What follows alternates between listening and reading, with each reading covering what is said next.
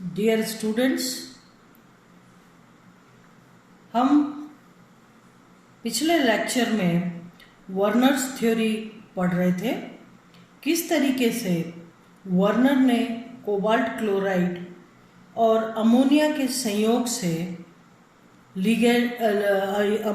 संयोग से कुछ कंपाउंड्स बनाए और उनमें बंधन और अन्य अध्ययन किए और अपना सिद्धांत प्रतिपादित किया या अपना सिद्धांत दिया। वर्नर ने यह कहा कि उपसहसंयोजक यौगिकों में दो प्रकार की संयोजकताएं होती हैं, प्राथमिक व द्वितीयक। प्राथमिक संयोजकता आयनीय प्रकृति की होती है, धातु आयन की ऑक्सीकरण अवस्था को बताती है, जबकि द्वितीयक संयोजकता जो है वो अआयनीय नॉन आयनाइजेबल प्रकृति की होती है, धातु आयन की समन्वय संख्या को बताती है। प्राथमिक आयन ऋण आयनों के द्वारा संतुष्ट होती है, जबकि द्वितीयक संयोजकता जो है वो किसी भी धन आयन, ऋण आयन या उदासीन अणु के द्वारा संतुष्ट होती है। ये जो उदासीन अणु या धनायन, ऋणायन जो कि द्वितीयक संयोजकता से जुड़े होते हैं, ये लिगेंड्स कहलाते हैं। ये लिगेंड्स धातु आयन के चारों तरफ अंतरिक्ष में विशिष्ट व्यवस्थाओं में व्यवस्थित होकर कंपाउंड की, यौगिक की ज्यामिति का निर्धारण करते हैं। जैसा मैंने आपको समझाया था कि अगर समन्वय संख्या 2 हो तो रेखीय, 3 हो तो त्रिभुजीय, 4 हो तो चतुष्फलकी या वर्ग समतलीय यौगिक बनते हैं। अगर 5 हो तो वर्ग पिरामिडी या त्रिभुजी द्विपिरामिडी, और अगर समन्वय संख्या 6 हो तो अष्टफलकी, प्रिज्मीय या षटफलकीय, इस प्रकार की संरचनाएं बन सकती हैं।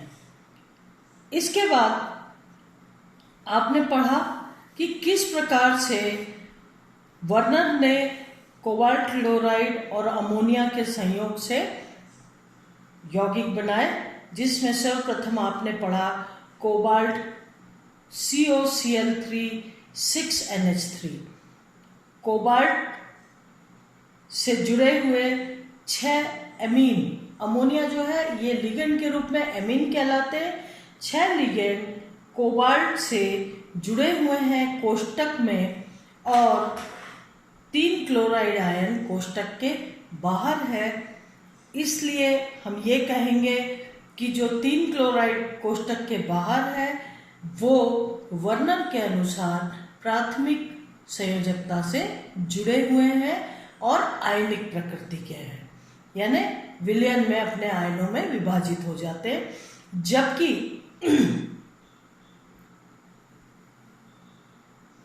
और ये अपने आयनों में विभाजित हो जाते हैं, इस बात की पुष्टि हमने सिल्वर नाइट्रेट डाल के करी। इस यौगिक के विलयन में जब सिल्वर नाइट्रेट डाला जाता है तो 3 मोल सिल्वर क्लोराइड के बनते हैं, जो इस बात को बताते हैं कि 3 क्लोराइड आयन जो कि कोष्टक के बाहर है प्राथमिक संयोजकता से जुड़े हुए हैं। दूसरा जो यौगिक या कंपाउंड आपने कल पढ़ा था वो था COCl3 5NH3, यानी कोबाल्ट से जुड़े हुए 5 NH3 समूह हैं जो कि द्वितीयक संयोजकता से जुड़े हुए हैं और ब्रैकेट के अंदर है। 3 क्लोराइड आयन जो ब्रैकेट के बाहर है, जो कि कोबाल्ट की द्वितीयक संयोजकता 6 है, और NH3 अणु जो है, एमीन अणु जो हैं वो संख्या में 5 लगे हुए हैं। और चूंकि द्वितीयक संयोजकता पूर्ण नहीं हो रही है, समन्वय संख्या संतुष्ट नहीं हो रही है, इसलिए एक क्लोराइड आयन इसकी प्राथमिक संयोजकता के साथ साथ द्वितीयक संयोजकता को संतुष्ट करने के लिए कोष्टक में या ब्रैकेट में यानी उप सहसंयोजन क्षेत्र में आकर कोबाल्ट की प्राथमिक एवं द्वितीयक दोनों ही संयोजकताओं को संतुष्ट कर रहा है। इस प्रकार से क्लोराइड आयन के कोष्टक में या उप सहसंयोजन क्षेत्र में आ जाने पर कोबाल्ट से जुड़े हुए 6 लिगेंड हो जाते हैं, 5 अमीन और एक क्लोराइड आयन। इस प्रकार से कोबाल्ट की द्वितीयक संयोजकता भी संतुष्ट हो जाती है। और बाहर कोष्टक के बाहर जो प्राथमिक संयोजकता से जुड़े हुए 2 क्लोराइड आयन है, ये सिल्वर नाइट्रेट के साथ अभिक्रिया करके सिल्वर क्लोराइड के 2 मोल देते हैं। और ये जो वर्नर ने अपने सिद्धांत में कहा कि द्वितीयक संयोजकता से जुड़े हुए लिगेंड अगर पर्याप्त मात्रा में न हो तो प्राथमिक संयोजकता से जुड़े हुए ऋण आयन उप सहसंयोजन क्षेत्र में प्रवेश करके धातु आयन की प्राथमिक एवं द्वितीयक दोनों ही संयोजकताओं को संतुष्ट करते हैं। इसके बाद कल तीसरा यौगिक आपने पढ़ा था, वो था COCl3 4NH3। तो COCl3 4NH3 में 4 तो एमीन अणु लगे हुए हैं जो कि कोबाल्ट आयन से द्वितीयक संयोजकता के द्वारा जुड़े हुए हैं, और 3 क्लोराइड आयन्स में से चूंकि कोबाल्ट की समन्वय संख्या है 6, इसलिए 4 एमीन अणु के साथ 2 क्लोराइड आयन भी उप सहसंयोजन क्षेत्र में प्रवेश करके कोबाल्ट की समन्वय संख्या 6 को संतुष्ट कर रहे हैं। इस तरीके से जब इस यौगिक के जलीय विलयन में सिल्वर नाइट्रेट डाला जाता है तो 1 मोल सिल्वर क्लोराइड का मिलता है, अर्थात 1 क्लोराइड आयन प्राथमिक संयोजकता से जुड़ा हुआ है जो कि आयनीय प्रकृति का है, और इसलिए 1 मोल सिल्वर क्लोराइड का मिलता है। वर्नर ने यह कहा कि जब 2 क्लोराइड आयन और 4 अमीन अणु धातु आयन से जुड़े हुए हैं तो इनकी 2 व्यवस्था हो सकती है, सिस और ट्रांस। क्योंकि समन्वय संख्या 6 यानी अष्टफलकीय संकुल बनेंगे या अष्टफलकीय संकुल बनते हैं, और अष्टफलकीय संकुलों के केस में क्लोराइड की 2 व्यवस्था हो सकती है, दोनों ही क्लोराइड एक दूसरे से 180 के कोण पर हो या 90 डिग्री के कोण पर हो। तो 2 प्रकार के संकुल बनने चाहिए, सिस और ट्रांस। और जब प्रैक्टिकली उन्होंने संकुलों को प्राप्त करने की कोशिश की तो 2 ही संकुल प्राप्त हुए, एक हरे रंग का था और एक बैंगनी रंग का था, सिस और ट्रांस। इस प्रकार से वर्नर को अपने सिद्धांतों की पुष्टि करने के लिए इन तथ्यों से बल मिला। उसके बाद जो दूसरा कंपाउंड था, यानी 2, 3, 4 और 5वां कंपाउंड जो कि COCl3 3NH3, यानी 3 NH3 अणु कोबाल्ट आयन से जुड़े हुए हैं। 3 NH3 अणु के जुड़ने के बाद कोबाल्ट की समन्वय संख्या 6 है और संतुष्ट नहीं हो रही है, इसलिए तीनों क्लोराइड आयन उप सहसंयोजन क्षेत्र में प्रवेश करके कोबाल्ट की प्राथमिक एवं द्वितीयक दोनों ही संयोजकताओं को संतुष्ट कर रहे हैं।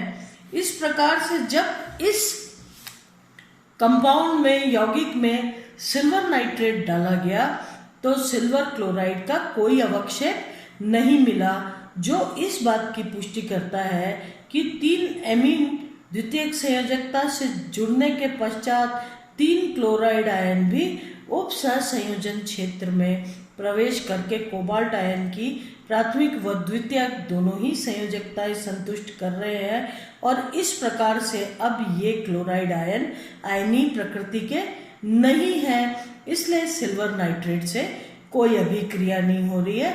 चालकता मापन भी जो है उसमें कोई आयन नहीं आया। उन्होंने कहा कि अष्टफलकीय संरचनाएं दे रहे हैं। अब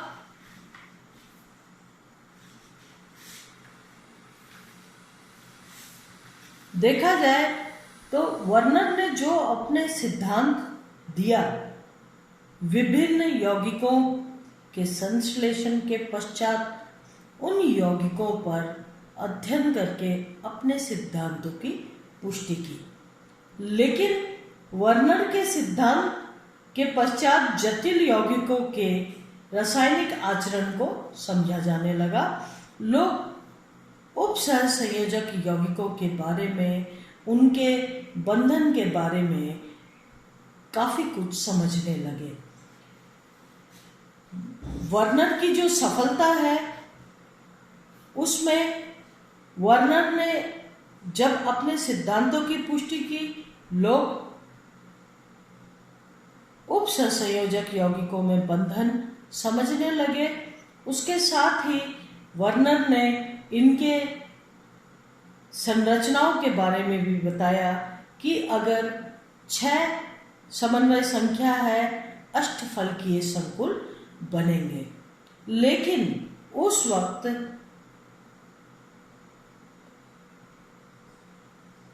इलेक्ट्रॉन संयोजकता के इलेक्ट्रॉनिक सिद्धांत का विकास नहीं हुआ था।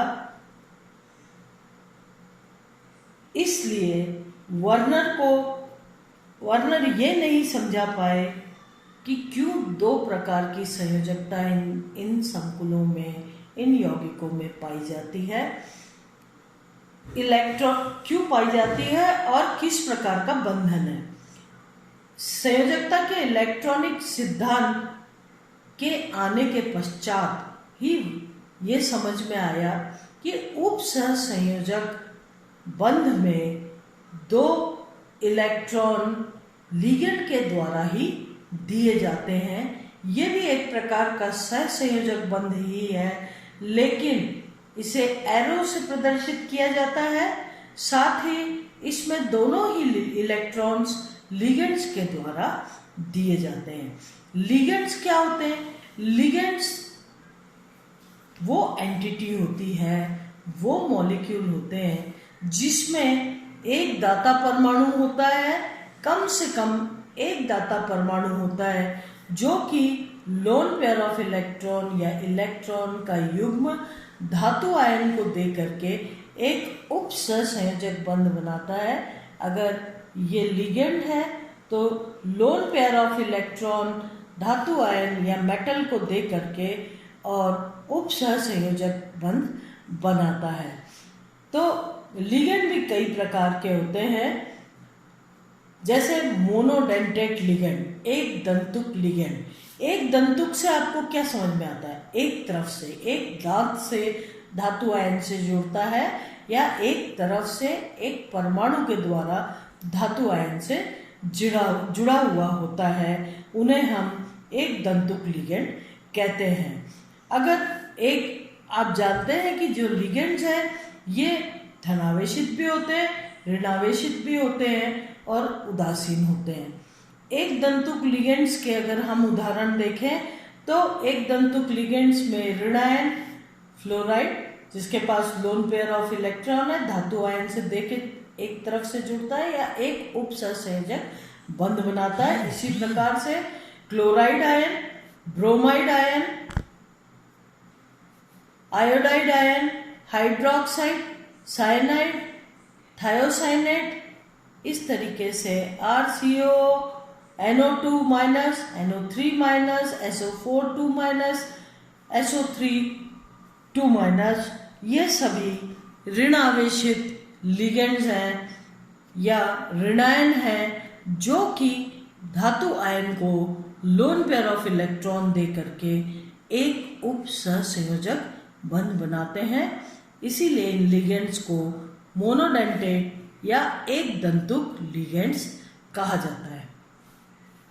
इसमें उदासीन अणु देखा जाए तो H2O, ROH, R2CO, NO, NH3, RNH2, R2NH, R3N, pyridine, इनमें भी pyridine में भी नाइट्रोजन होता है, जो कि लोन पेयर ऑफ इलेक्ट्रॉन धातु आयन को दे करके और एक दंतुक लिगेंड की तरह व्यवहार करता है।